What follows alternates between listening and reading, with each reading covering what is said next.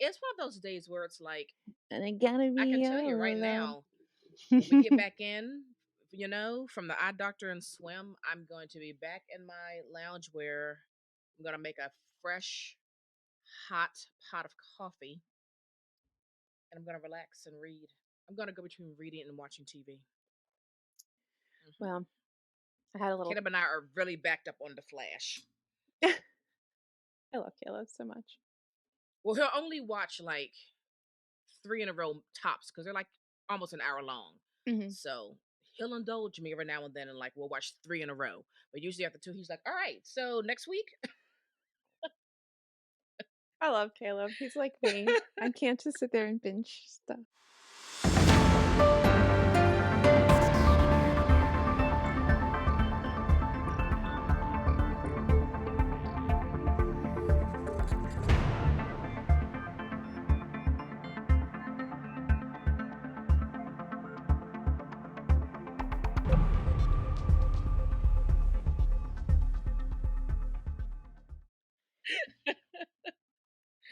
So, yeah, here we are back for another episode. You haven't. Am I getting because I'm starving? Is that I what think it that's is? what Like it is. the I was hunger gonna say, is. like, you're really excited today, and I don't know why. I'm starving. I'm hungry too, but like I'm not excited. Also, my left eye keeps twitching and has been for like 3 days off and on. And it's really annoying. Oh, I hate when that happens. Yeah. Oh, that's so crazy. Mm. Cheers to the weekend. It's Saturday for us. April. Girl, Oh, is April 1st April Fools? yeah, Is that what girl, that is? April Fools. I'm on vacation. It's all one big You weekend. are. My You great are. cleaning vacation. Right. But I've unhauled a lot of books and they'll be going up on Pango. I just have to finish editing that unhaul video. And then Nice. yeah, so like it's tidier like everywhere. Every day things get a little tidier. The living room keeps getting messier, but Yeah. Yep. I can't seem that's the room that gets the most lived in, so I can't seem to keep it contained. Exactly. Drives me Exactly. nuts. But You're making progress, and that's what matters. yeah, and then I'll go back to work and it'll be a shithole again. Yeah. Well, we can't, have everything we want at all But it'll be unfortunately. messy, Better. but in a better way because there won't be as much stuff. So Yes. Yes. So, yay. Good for you. I'm trying. Checking off I'm trying. the goals. I'm trying. Yeah. So. All right. Well, what have you been reading or what have you recently finished? So I recently finished for the Read the Booker Book Club, Maps of Our Spectacular Bodies. I know that you wanted to know my thoughts on this, right? By Maddie Mortimer. Yeah. I did not realize that this person was incredibly young when she wrote this. She's born in I didn't either. 1996. She was born in 1996. So Wow. she's a baby and she wrote this. She's baby to us. Yeah, exactly. Overall, the sentiments were I really enjoyed this. Mm-hmm. However, I felt like it was often like overdone. Like the form bits often felt overdone. The So the book has for everybody who hasn't read this. I'm talking to Naomi like she's read it because she has. Yeah. So the book follows. Oh my god, let me get their name straight. Leah, who is diagnosed with cancer and it's terminal, and she has a young daughter named Iris. That's right. And then she's married to a man named Harry. And we switch between two perspectives, and that is Leah and her cancer, and who also has a voice in this. And then you switch back between like the present day and Leah reflecting on her past and this relationship with this man, whose name is also escaping me because I can't remember names. What is his name? Do you remember? No, because Matthew? I don't that was not the perspective that I enjoyed. Yeah, I know. We're going to call him Matthew. I might be wrong. I can't remember. He needs a name. So she's got this guy that she had a very toxic love affair with growing up. And there's a lot of bouncing back and forth between her present and reflecting on how that relationship progressed and all of that. And there's a lot of just reflecting on dying, and her, and you get a perspective on her kid and the things that are going on with the kid and bullying at school and her own sort of OCD and her husband who she loves dearly. And it's very interesting. It's a very interesting book looking at like the internal aspects of being diagnosed with a terminal disease and what you may be going through or thinking, and the things that maybe your friends or family members aren't sharing with you about their worries. I liked the personification of the disease and how confusing it is, because it kind of should be confusing. Uh, Mhm. there's a lot that's really wonderful in this, but it plays with Mhm. form a lot in a way that often just feels overdone, or like maybe we didn't need to play with form that much. Um, Mhm. but then in our book club discussion, there were a couple people, a couple interesting perspectives. There was somebody that actually had the same cancer that this character has, or at least the same genetic disease, and it's manifested as something else. But and their perspective on this was really, really interesting, and their the amount that one can relate to this when it's you Yeah. is kind of wonderful. So obviously they're going to have a very different relationship with the book. And then somebody else is like a genetic counselor for cancer patients, and so there's a lot. I feel like cancer is something that's so ubiquitous that Mhm. somehow it's touched your life. So I do think this is the kind of book that somehow you're going to connect with, even if all of the pieces don't maybe necessarily work for you. So like maybe it won't be a 5-star read, but I feel like it would Right. be hard. And someone's going to come on here and be like, "No, I hated this book," but I feel like it would be harder to just totally dislike it because there's so much that's real. Like there's a bad mother daughter relationship. There's like religion and how religion plays into like Mhm. our upbringing and all this. There's a lot really that's in here. So to learn that this person was so young Yeah, I and did not see created that. this is kind of amazing. Uh, so yeah, I really enjoyed this. I think this is something that I would want to reread For sure. and see how Absolutely. my, maybe a few times, to see how Mhm. my perspective on it changes. I felt like her husband was absolutely wonderful and loved her more than she probably ever even deserved, Every, you know? yeah. And her Yeah. kid was really interesting too. I felt really sad for her for so many reasons. Like she's at such a formidable age and Mhm. has such a life changing thing occurring and not being able to stop it. And children are nasty. And Yeah. how many of us go through a trauma uh, at around that time, and it forces us to develop some sort of unhealthy coping mechanism or something. Right. It's there's a lot in here, and like the more you It talk is. about it, I feel like the more I want to go back and read it again with Yeah. like a new perspective with more information, because there's just so much to discuss about it. So I think that this is one of those, I think this is a truly wonderful book. I'm Mhm. surprised it didn't um I'm surprised it didn't do better in terms of like, because it wasn't I am shortlisted. too. It wasn't. And I I am feel too. like Now it I should have been shortlisted. If we're gonna just shortlist a young author, I feel like it should have gone in mhm. place of like night crawling, which I know is probably contentious, but I don't. I mean, I think this Nightcrawler is was better. fantastic, but they are so different. I think this is better than night crawling. I think they could have both been shortlisted. I don't know. It's a wonderful book. Mm, Maybe our Discord members will want to read it with us. I was less interested in the form. That just did not. It's like, oh, okay, that just wasn't a thing for me. I think what really resonated with me and really stuck with me was giving cancer a voice. yeah, It shook me in a lot of ways, and I really gravitated to that. So, but yeah, a definite reread for sure. yeah, we definitely have a really interesting conversation. Sometimes book club is like there's different levels of conversations in book club. Hmm. Like sometimes you get really nitty gritty. Sometimes it's kind of just surface. Sometimes you're just trying to get through it because everybody's kind of staring and cricketing on Zoom. But this is one of those ones where it was kind of easy to talk about once people felt comfortable, because it's kind of hard because Yeah. it's almost like talking about your personal experiences, and then when people started to talk about things, there's so many layers to peel back and so many things to look at Mm, and so many ways to examine how like voices worked and form worked and this worked. So I think there's just a lot in it to yeah. make it something that you can go back to over and over and over again and kind of find new or like focus on something else, or like discover something you missed the first time, that kind of thing. So Yeah, I I really liked agree. it. I agree. Let us know if you've read that book. What do Yes, you think about it? please. I am currently reading this book called The Middle Daughter by Unigwe. Thank you. How do you say the name of this publishing company? Zank Books. I Zank Books, I don't think I've think. Thank ever you for even sending heard me of them. this copy.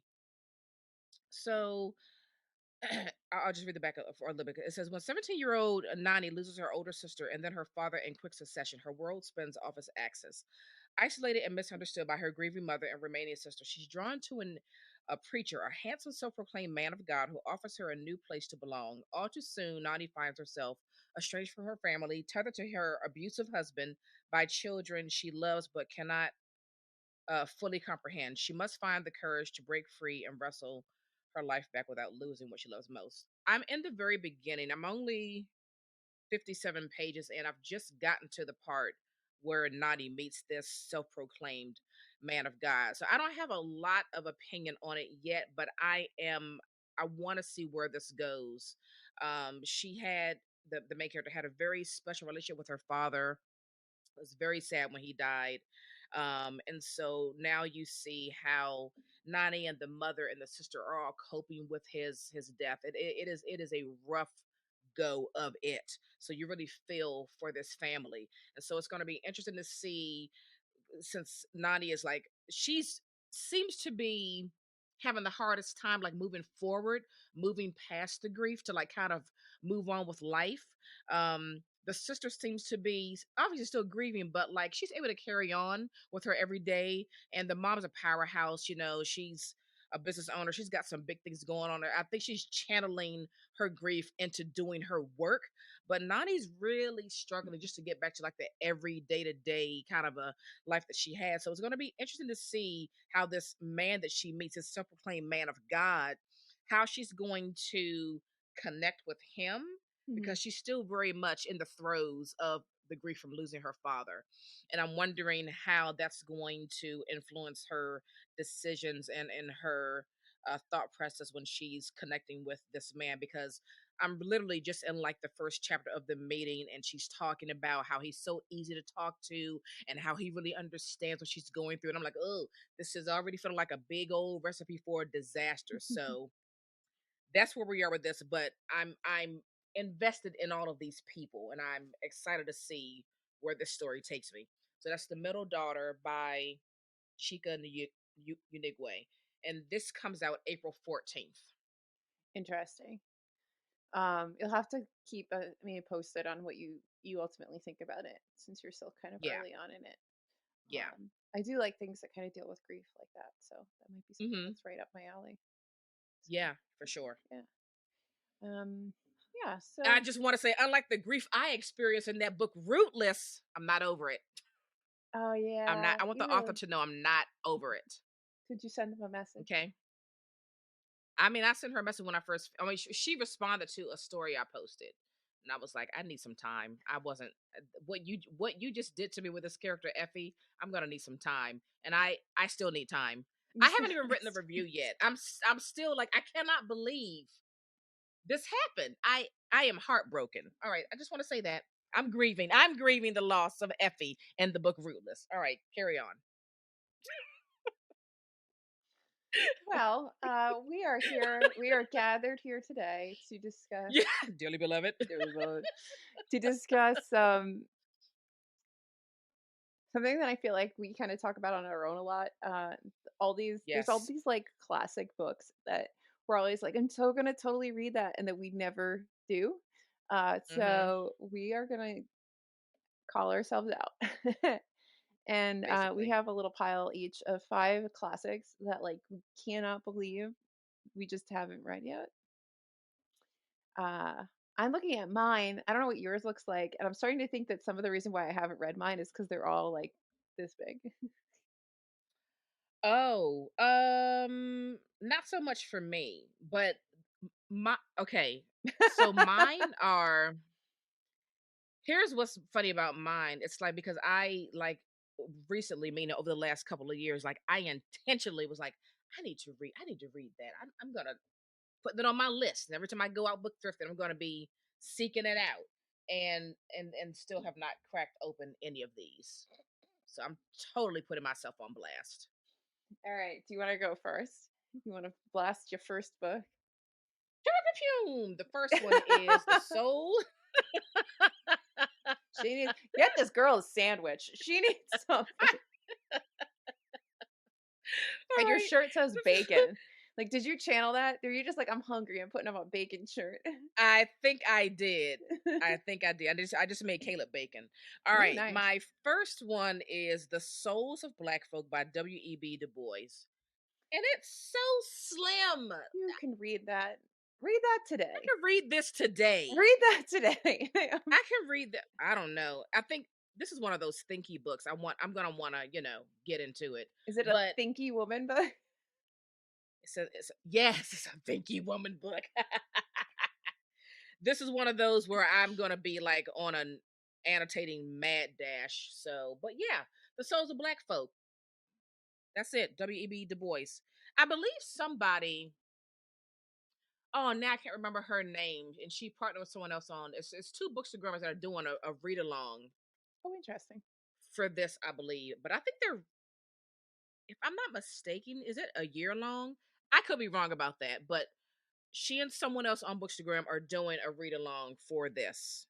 Seems like a small book The for a Souls of year Black Folk. long, but I don't know how dense it I is. could be wrong about that. But yeah. This is the landmark book is a founding work in the literature of Black protest. I was Boom. gonna say, do people not know what that is? But then, you know what? I'm sure most people listening to this know what this is, but the amount of people in the world that probably have no idea. Oh, right. Yeah, All right. Yeah. it's All right. So most of our listeners probably do, but there's probably somebody who doesn't. So let me read this bottom part. Okay, so the publication of The Souls of Black Folk was a dramatic event that helped to polarize Black leaders into two groups: the more conservative followers of Washington and the more radical supporters of aggressive protests. Its influence cannot be overstated. It is essential reading for everyone interested in African American history and the struggle for civil rights in America. there's a really great discussion on the difference between Booker T and WEB in it's gonna be rhyming in Angel of Greenwood, uh, which is about the Tulsa massacre, and I found it really interesting because I don't think that I really understood how on opposite sides they were of how to deal with racism. Um, Right, and yeah, it was really interesting, and that was because we this is a whole different conversation, but we get told so little in terms of like actual facts. I feel like in school, right, there's names that we know, um, but often in our school system we don't go deeper. So into different things. So one of those things is I know who these people are, but I've never read any of their writing, so I didn't understand that they were coming from different sides to try to achieve a similar aim right, right. I until I wonder, was is like this unabridged or 38 years old. abridged? Okay. Yeah, so that's on the list. That's on the list. Okay. On the list. I don't really have anything small. So Get I ready. will start at the top. You ready? Bleak House. How have I not read Bleak House? I am not a huge Dickens fan.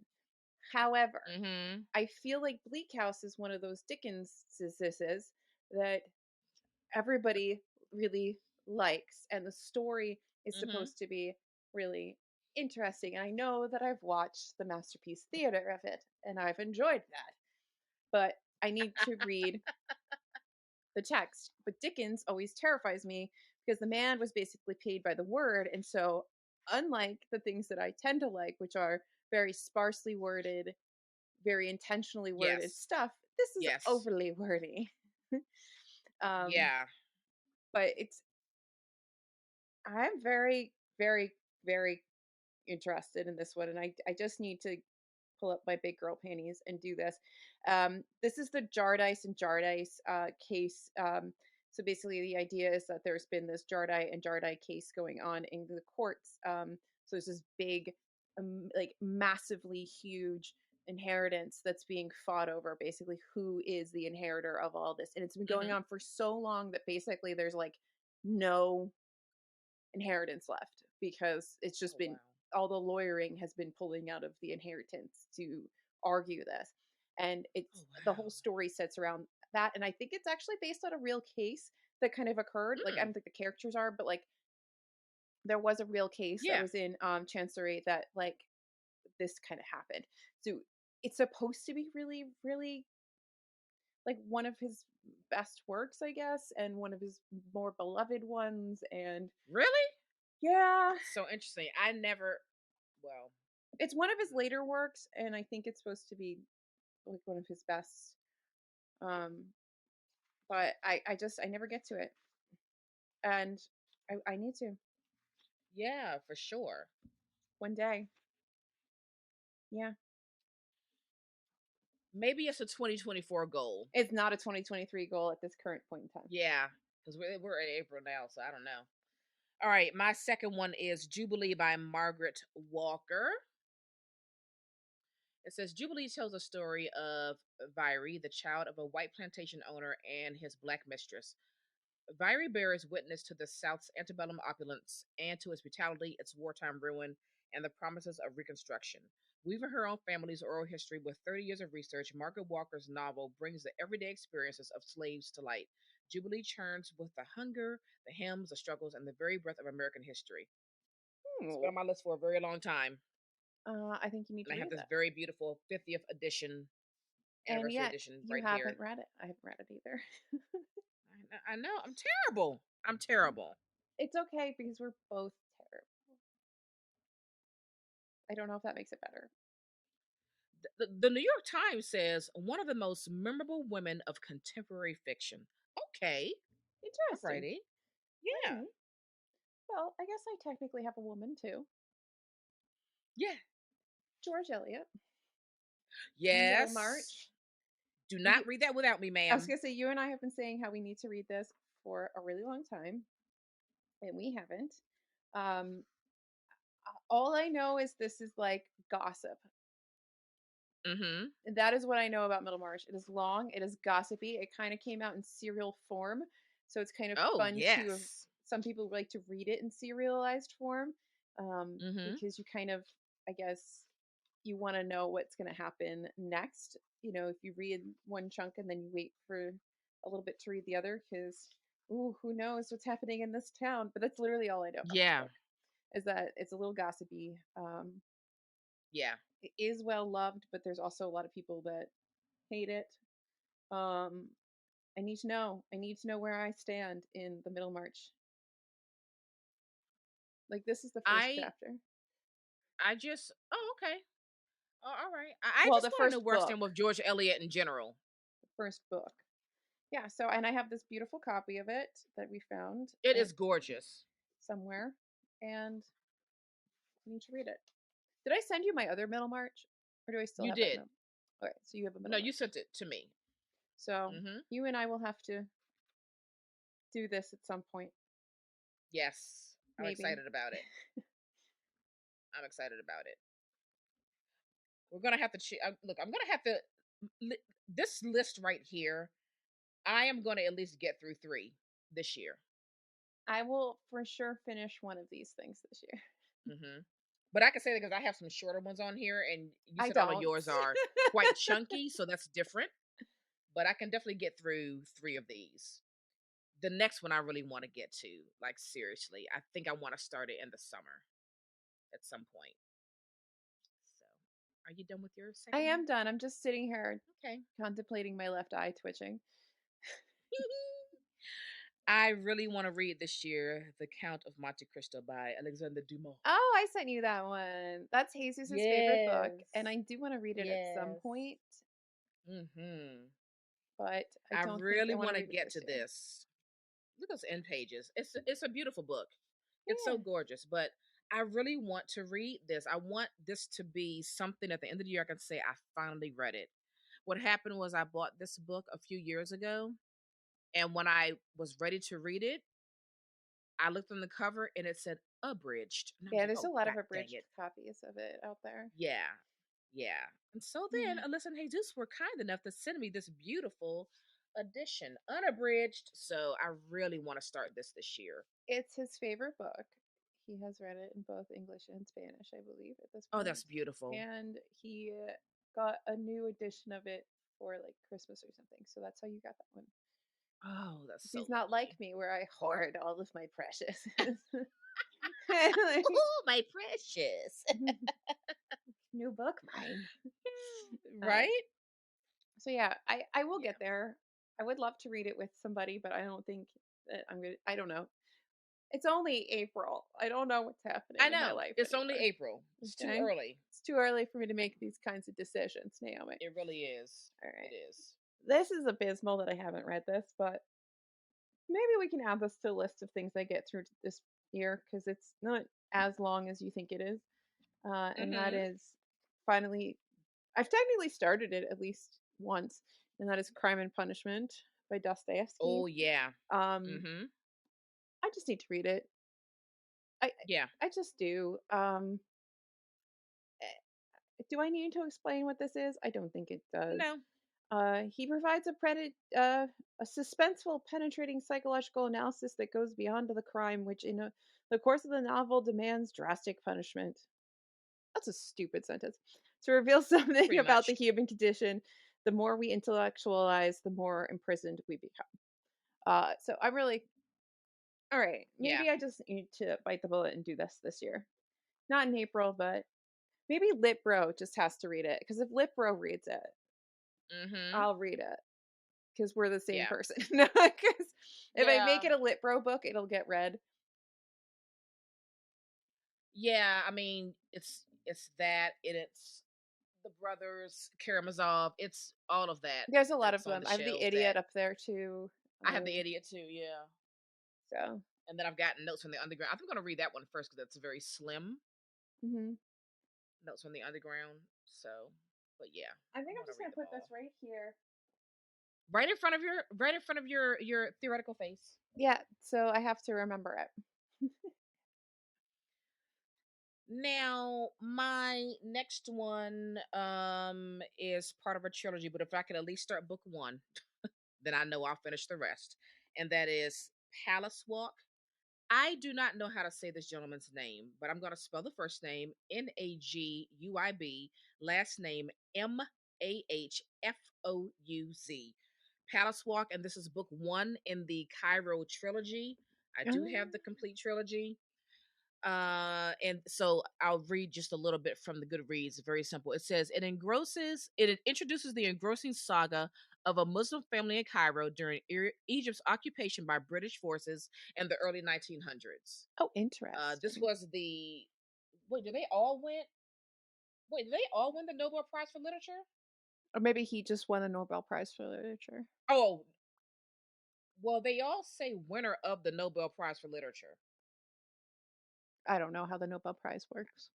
I don't either, but all three books say that at the top. So I really want to read this trilogy this year. So I've maybe I never can start Palace Walk in the fall. It could be like a fall read. I've never even heard of those. Really? No, that's I feel good. like we've I know, like I talked know about. that you've told me about Oh, it maybe I once just probably told you I before, bought but it. like Yeah, I've literally never heard anybody else talk to me about it. interesting. So But I'm I'm getting curious to see fall vibes. what you think of it. Yeah, Um, this seems like something to get cozy with. You know, just really take your time with when fall hits. So I think that's what I'm going to tackle this. okay, so speaking of books that I've started but never finished, we have I've talked about it about 1,000 times. Anna Karenina. Oh my How have I gosh, I never need to finished do this that. book? It's embarrassing. Literally, this is how far I am. Like I am in it to win You it, are and I in it. failed. I have like Yeah, 400 pages left. Just finish it, Alyssa. But I that's again, like a day or two for you. do I need to explain this book to you? Probably not. No. But it's I really enjoy Tolstoy's writing, despite the fact that I've never finished any of his writing. I enjoy it while I'm reading it, and then I get distracted. I think what I need to Yeah. do is just not put it down, and just so like what Right. got me through Gravity's Rainbow was like every day for an hour when I had my coffee in the Mhm. morning, I read Gravity's Rainbow. So like I'm gonna be doing that with Infinite Jest this month. Um, I need to just do that with this maybe in May or June Yes. and just finish the book and not get distracted because it's not even a commentary on the book. It's just that like I see something and I'm like, oh, I want to read that. And then I read that Exactly. instead. And then somehow there's like 7 of them that happen. And then I forget to pick up this guy.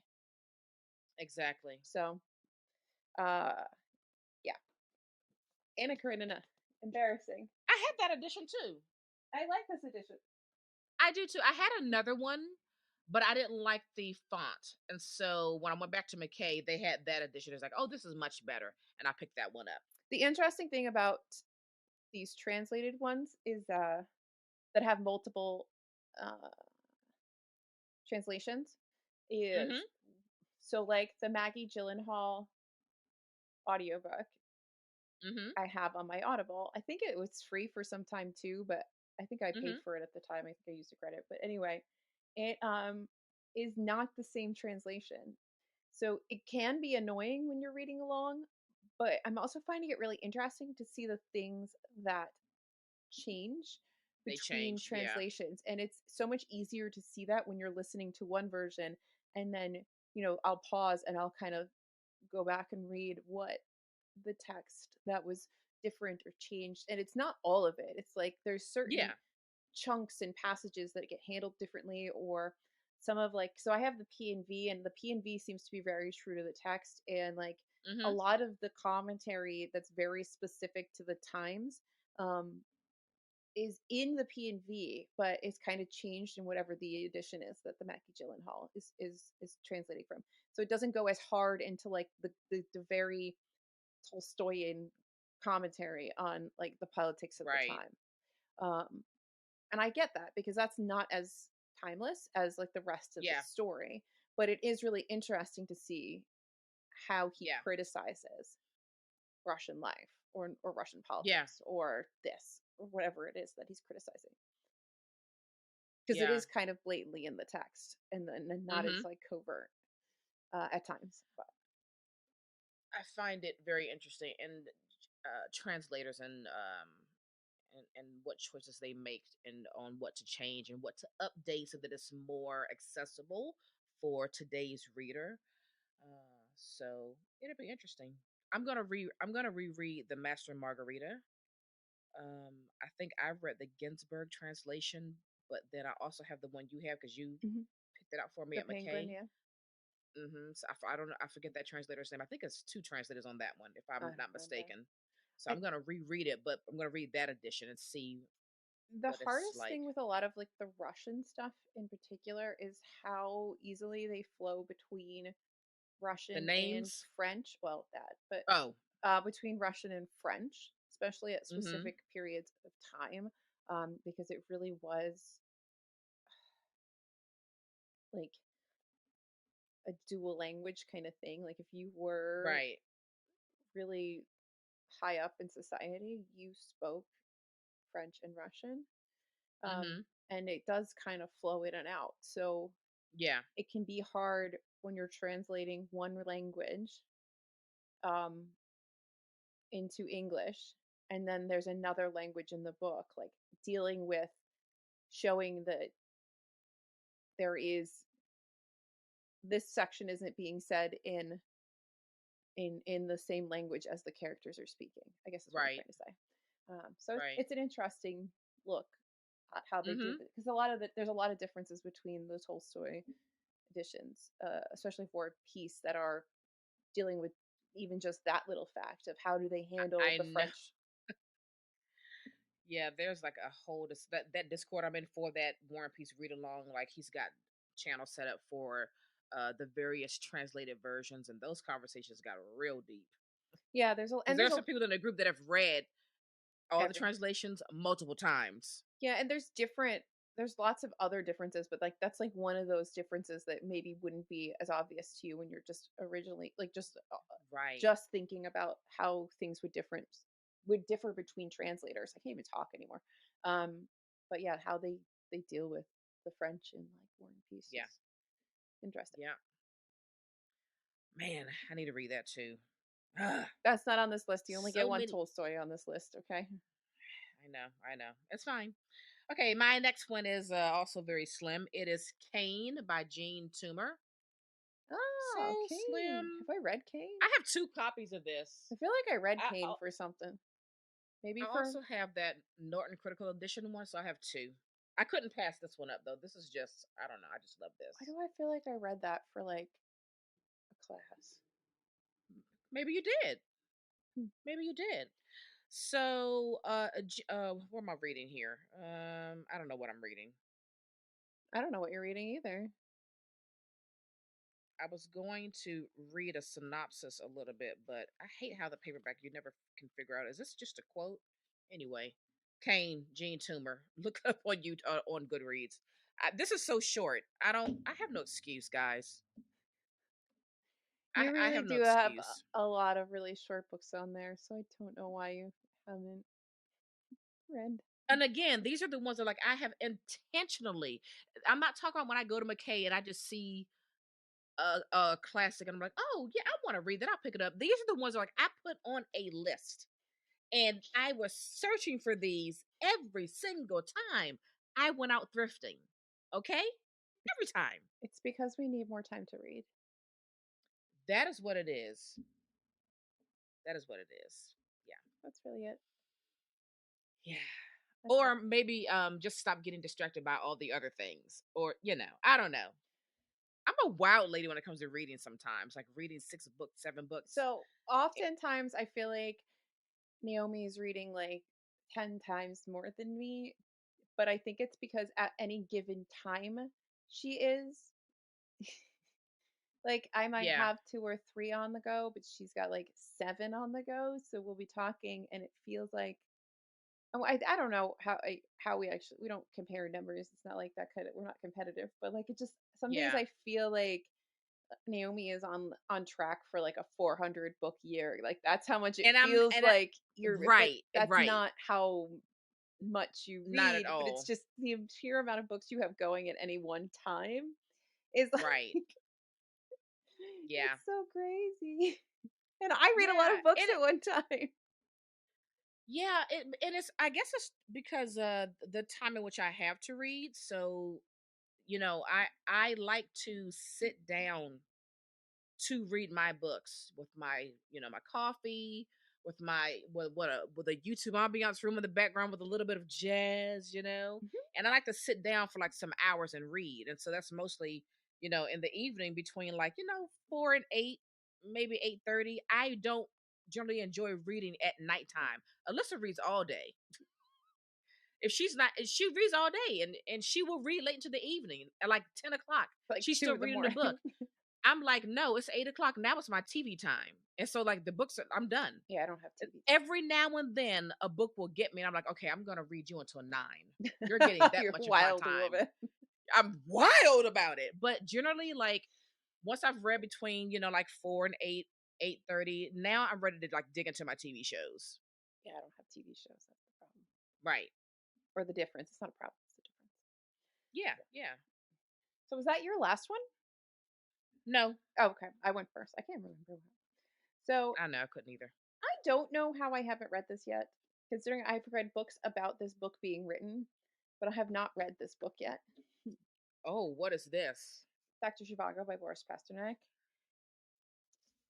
You got me that I while it was did. out, right? I have 2 copies of it, but this will probably be the one I read, and then I have a nicer version for the shelves. But um, I don't know how I haven't read this yet. I know I've watched the movie multiple times. In fact, fun story: when I bought my first DVD player, which Mm-hmm. is an exciting thing for back in the day, the It first was. the It first was. movie I bought to watch on that was Dr. Zhivago, and I love that movie. I think it's phenomenal, and I need to know. I think some of my hesitancy is finding out that, or just how much the book and the movie differs. Mm-hmm. But this book itself has like a whole story behind it, and its importance in like Soviet Russia politics. Yeah. There's The Secrets We Kept.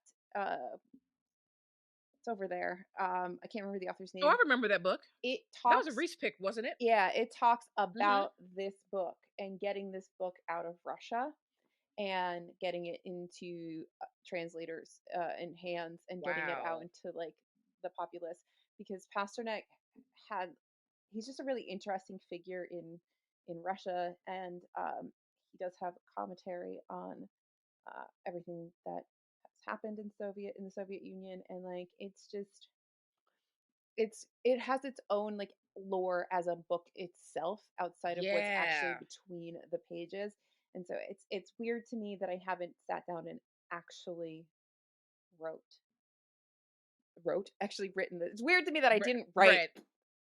I need to eat. It's weird to Right. me that I haven't read Dr. Zhivago. I also Mm-hmm. haven't written Dr. Zhivago. Okay, I'm not going to. There's that. But yeah, Yeah. it's very maybe one day. One day. One day. But the movie is brilliant. Like, I don't know, have you ever seen the movie? No, no. I don't know. It's Should I watch it long, before I read the Naomi. book? It's a 2 DVD movie.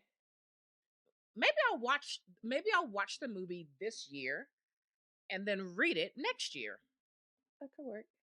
And like, Yeah. well, when they get to the ice palace scene, it's beautiful. It's so beautiful. Mm. But it's Ooh, do I it's need to find this and start watching this tonight?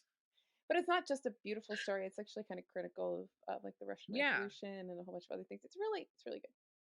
Sounds like a movie for a Saturday night. If I could stop watching Game of Thrones. Yeah. So it says Lara. So you have a love interest, Lara. She is the very embodiment of the pain and chaos of those cataclysmic times. Wow. I'm here for it. I'm here for it. So yeah, All right. that's what I All got. right. A whole bunch of chunkers. Well, my last one is not a chunker. It is an author that I would like to read all of her books. I don't think she has very many, but I would like to read all her books. But I want to start with There Is Confusion. This is by Jessie Redmond Fawcett. Oh, okay. There Is Confusion traces the lives of Joanna Marshall and Peter By, whose families must come to terms with an inheritance of prejudice and discrimination as they struggle for legitimacy and respect. This novel explores the limited vocational alternatives available to women of that era, both white and black, and shows the ways in which many were able to escape society's norms to make better lives for themselves and their families. This has been on my list for way too long. I like Way how too my list is like all old dead white dudes. long. We got time. We got time. That's fine. The look, That's this probably because I read episode the women. I just don't read the old dead white you dudes. do.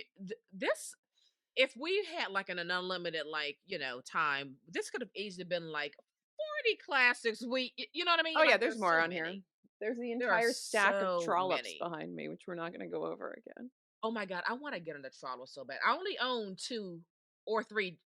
No, I think I own three Trollops. But I kind of want to get into Trollope. Should we have a year of? Let me stop. I'm gonna stop. I'm gonna Stop. stop right there. Never Stop. mind. She's Stop going to it. I'm sign me gonna up for stop. the year of trollop next year. I'm just saying it would be kind of fun and kind of cool. But let me stop. Let me stop. Because I've already got you on this year-long Malazan thing for next year, which we'll talk about later with our people once we flesh that out. She's looking at me like, God dang you. Where our fantasy readers at? Woo woo. Hey, folks that listen to us weekly, did Alyssa not tell me a few episodes back? Told me to stop giving her literary I did. I fiction did. recs I did. so I she can did. read I fantasy. did. And then, okay, right? So, hello, Malazan or Malazan, however you say it. Okay. You're correct. I stand Yeah. corrected. What book See? recommendation do you have, madam? Well, let's just stay on the trend of motherhood because this is where we are in life. So, this is a book called Blue Hour by Tiffany Clark Harrison. Thank you very much, Soft Skull Press, for sending this to me. This should be out by the time this episode premieres. This comes out April 4th. Oh man, this was so ooh, beautiful. heart wrenching. I just kind of love this book. So our narrator is a gifted photographer, an uncertain wife, and a biracial woman. As she grapples with a lifetime of ambivalence about motherhood, yet another act of police brutality makes headlines, and this time the victim is Noah, a boy in her photography class. Unmoored by the grief of a recent devastating miscarriage and Noah's fight for his life, she worries she can no longer chase the hope of having a child, no longer wants to bring a black body into the world, yet her husband Asher, contributing white, Jewish genes alongside her black Japanese ones for any potential child, is as desperate as ever to keep trying. It's beautiful and sad. Her husband is, he really loves her. He really wants to have a child with her. And she just does not know if this is a good idea. Like, should we really do this? Like, we see what's going on in the world. Is it smart for us? Is it being irresponsible to bring another black body into this world? And she's also very much uncertain about love.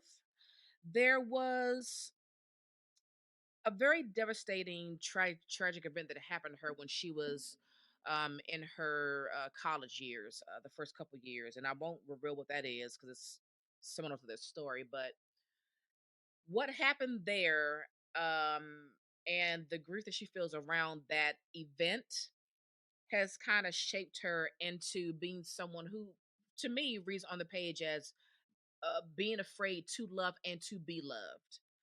And you see her struggle with this, and it's so sad because sometimes things happen in your life that are tragic, and there's so much that hasn't been resolved, and so you're just trying to reach for answers. You don't understand that you need to forgive yourself for things, and it's so hard to watch someone struggle with this. And this tragic event that happened also put a very heavy strain between she and her older sister. They are pretty much estranged, and that's affecting her in a really big way. And the story's about love, about forgiveness, about motherhood, about family. It's a lot of things in this very small book, but man, it really grips at your heart. And you want so much for this narrator to heal and to find some peace and to find a little bit of joy. I thought it was so beautiful. So Miss Harrison, you've got me, ma'am. Whatever you write next, I'm going to read. I'm going to read. This is beautiful. That sounded really good.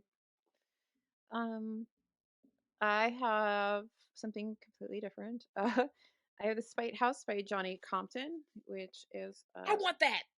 from Tor Nightfire. So thank you, Tor, for sending me that.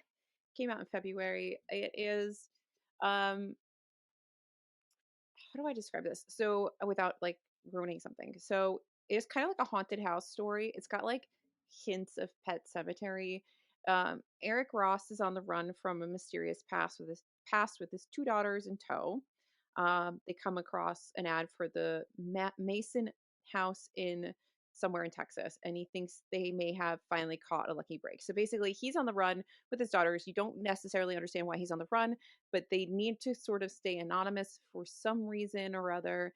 He's trying to make ends meet and take care of his girls. That he's estranged from his wife. The older daughter is kind of his partner almost in crime with all of this. He's very open with her. Uh, they sort of share a lot of the burdens together with taking care of everything. Um, Pizza's ready. Uh, so they take on this job to stay in this house, and this traditional kind of spooky house thing. You have to stay in the house, do these things, boopity boo. And there's like a creepy old Yeah. lady. And you start to get the backstory about the house and about what happened that made Eric and his daughters go on the run, how those things are connected. There's definitely actual ghosts in this. It's not like the kind of gothic thriller where it's like, is there paranormal activity? No, there is Yeah. for sure paranormal activity. And it's a good time. It says it's a thriller about grief and death and the depths of a father's love. The Spite House is a stunning debut by a horror master in the making. It was really interesting. I did enjoy it. Um, it was really good. I Please read it. I I'm just so glad you said it was good. I really want to read that. It's I really really want to read that. interesting, and it's like I want to talk about more things in it, but I don't want to ruin Yeah. surprises or anything. It also taught me what the hell a spite house is. Mm-hmm. I didn't know that that's like an actual term. I didn't either. So a spite house is a house that you build out of spite. So you're basically like building a house to piss off a neighbor, or like you're putting it in such a way that like, or in such a like, somehow the house is intentionally made to anger the neighbor. So like this house was built Oh, on a that's like funny. on top of a hill or something, and the way it's built is to basically block out all the sun to this building down below. And That's funny. for reasons. And so there's Yeah. mystery for reasons. And it was it was really good. I want to know what else he writes. You know, I love gothic stories. It's got Mm-hmm. spooky vibes. It's so good. Read it. You'll like it. I will. I will. Well, folks, let us know what classics can you believe you haven't read yet? Join in. And are all of them Put dead white yourself on dudes? blast as we put ourselves on blast today. Let us know what classics you've been meaning to get to, but just haven't gotten around to it. Are any of the classics on our list? Ones that are on your list? Hmm. Anyway, join our Discord and our Patreon. Yes, please. All the links are on our website at tbrlowdown.com, and we are TBR Lowdown everywhere. That's going to do it for us. We're out of here. Bye. Bye.